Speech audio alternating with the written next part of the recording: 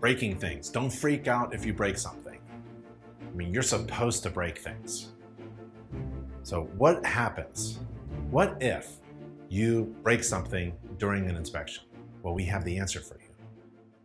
I was at a chapter meeting once, and it wasn't an InterNACHI chapter. It was a chapter meeting given by like a society of old inspectors, let's say.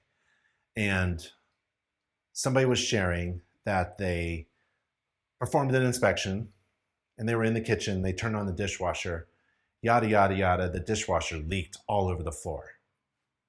And they resolved the issue immediately, just like that.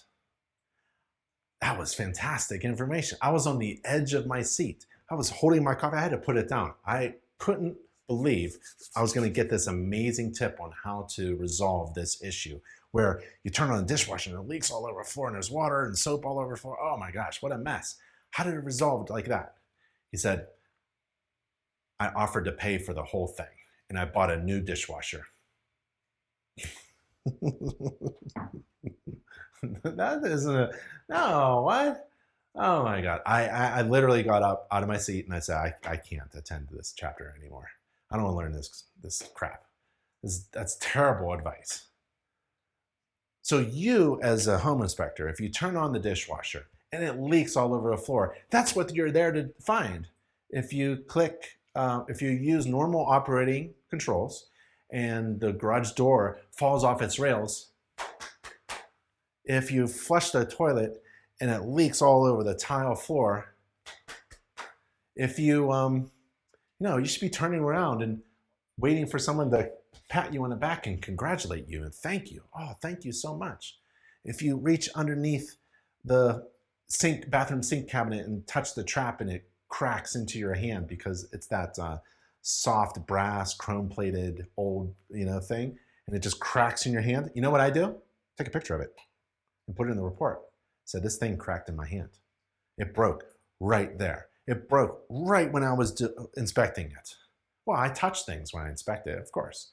What if you find a wood rot underneath really nice painted windowsill, just recently painted, and your screwdriver goes right through? Guess what I do? I wiggle around a little bit, stick that screwdriver in there a little bit better, take a picture of it and put it in a report. I didn't make the wood rot. I didn't break anything, found it. So let's click a link and look. I never liked that chapter advice. That was terrible. Got out of that. Click the link and here's what you do if you break something during an inspection. Doing damage during an inspection, that's your job, right? If you accidentally break something or something accidentally breaks, there's a difference between, like, one time I bent over and I hit my head on a shelf and it was porcelain baby shoes on a shelf. And the shelf was attached to the wall with pins, like little pins, like thin little, it wasn't nails, it was just pins. They had these special, and the crack, it was $150 to replace them. Yeah. Replace them or fix them. I think they fixed them, glued them back together, all those little pieces. That I broke. Did I tell you about the wine? Yeah, I crushed a gutter with my ladder. I went up on a ladder and I just crushed it, right? That's my fault. But something like a dishwasher leaking, a garbage disposal that leaks, you stick your finger at the bottom of a rusted metal pipe or something, or you stick your screwdriver through a rusted cast iron pipe where the TPR valve discharges all over the floor on the boiler, and it just, the things that you grab a truss component and it falls out in your hand, right? This is doing damage during inspection and it's not your fault. It's actually your job. So remember, use this little simple test, it says here. So read this article, but it comes down to this. If it would break during normal use for your clients on the day that they moved into their brand new dream home, could you imagine that your clients, rightly or wrongly, might call you and complain, even if it wasn't your job to check it? Your answer is probably going to be yes. they're going to call you on a problem, then would it not be your fault that it broke at the time of the inspection during normal operation if you did happen to check it? And certainly it's not your responsibility to have it repaired. So it would not be your fault if you checked it, if you did at the time of the inspection what they are eventually going to do. So did I say that correctly? When they move in and they, oh dear, they turn, let's just stick with the dishwasher, right? They turn on the dishwasher and it leaks, right? Then they call you up. What if you did that during the inspection and it leaked, right? That's your job. You want to find those problems. You want to create those situations and document them.